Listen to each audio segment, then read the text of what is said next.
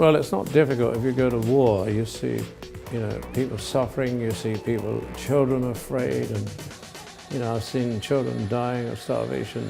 It's all there. You just go in there with your eyes wide open. I'm looking at one from here.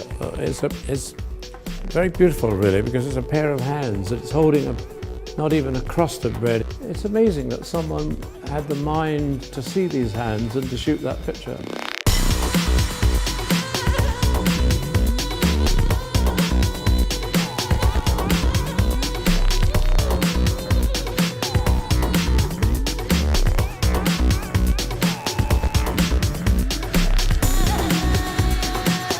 We were really seeking to encourage people from all backgrounds and beliefs to engage with the subject of faith, and we were looking hopefully to uncover some personal experiences of faith in the community.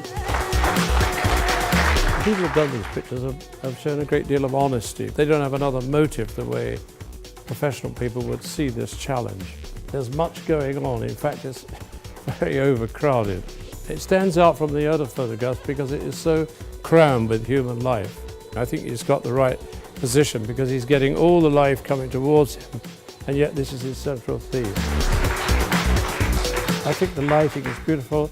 I love the symbolic piece of bread, but nevertheless, this picture really grabs you when you look at it because it's powerful. It's a photograph that draws you in, and we're talking about faith here, and the idea that somebody is caring for this older gentleman, and there are a mixture of community people here.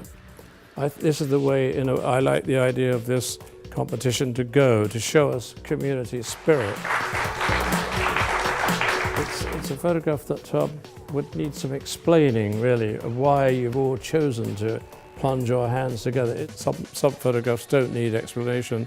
I've always disagreed. I always think it's better to give more information about what you've done, why you've done it, who the people are involved, where it was done, It's a picture of an old man walking with a young man carrying all his shopping from a supermarket. I thought that was a great picture because it combined youth and age, and it was nice to see. We immediately say to ourselves, wasn't it nice that young man was carrying that old man's, it may have been his grandson, who knows?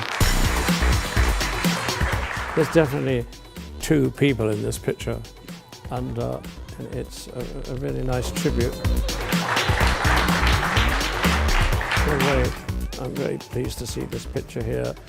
There's nothing pleasing about the suffering of this woman, but nevertheless, we walk past these people in our daily lives and we don't think they're worth caring about what they are. It couldn't have been better. I only wish that Bible would have been slightly darker. The whole thing lends itself to, what we think is going on here.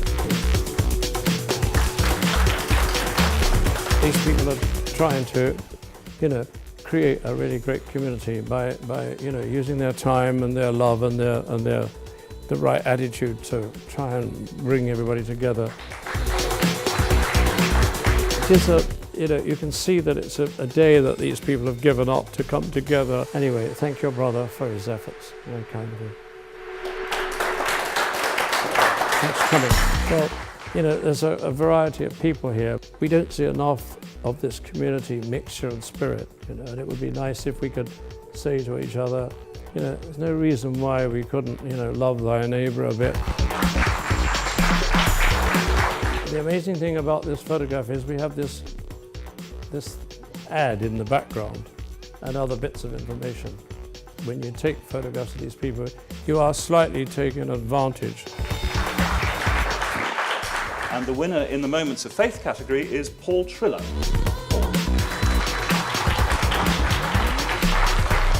The winner is the person who has done the image called Alfred's Lunch. And I'm inviting Sarah Phipps to come and receive her award.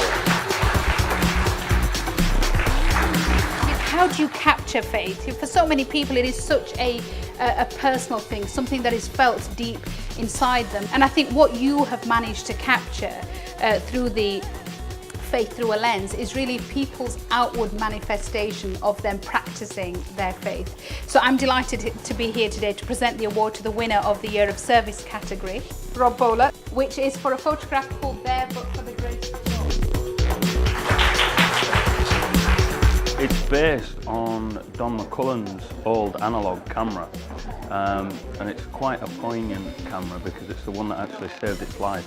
It took the bullet that was intended for Don. It was like an 18th century war running across with the flag. You would become the first target. And I got behind the radio operator and the bullets seemed to get worse and worse, and I suddenly realized that it was me that they were interested in. And I dragged my camera along the edge of the rice paddy where it was dry. I didn't want to get water in my cameras. But what I got was not water, it was a bullet hole in my camera. But the overall winner is this photograph here.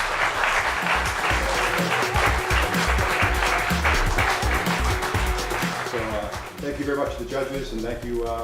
It was a tough crowd, and I won't tell you who I thought was going to win, but I'm glad it was me. The reason this picture was chosen because it has a huge impact, and it also has a message about reforming, people's minds, and and helping people to reform their minds through faith. Also because I'm doing a project with a faith organisation, and obviously I've been out with them several times now, and it was an obvious sort of subject to put an entry in, really. When the coalition government was formed back in 2010, the first speech that I did was really to say that this government does God. And what I meant by that is we take the contribution that faith makes to our communities seriously, that we would support faith. We see the good that can come from faith communities, and that's why it's great to be supporting Faith Through a Lens. But most people express their faith through good work that they do, and that photo really captures that outward manifestation of their faith. It's something that's interesting because I've always done photography pretty much for me. It's a hobby for me. It's been something that I've enjoyed, and it's nice to see that, people see something in what you're doing. And it's the recognition, but it's also, hey, it tells a story. And if that could help somebody learn something about their faith or learn just about people in general and do more than just be a pretty thing on the wall.